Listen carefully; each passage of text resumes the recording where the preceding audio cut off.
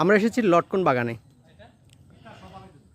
প্রতিটি লটকন এতটা স্বাদ, না খেলে অবিশ্বাস্য। এখানে যারা এসছেন, আমার সাথে আরও দুজন স্যার আসছেন, দেখেন কত সুন্দর লটকন।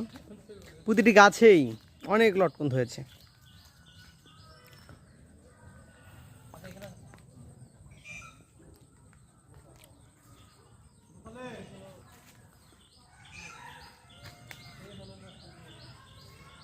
একেবারে গোড়া থেকে প্রতিটি ডালেই ধরেছে।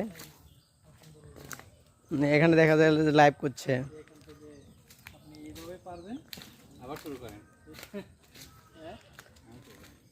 এই হলো আমাদের নরসিংদীর ঐতিহ্যবাহী যে ফল লটকন।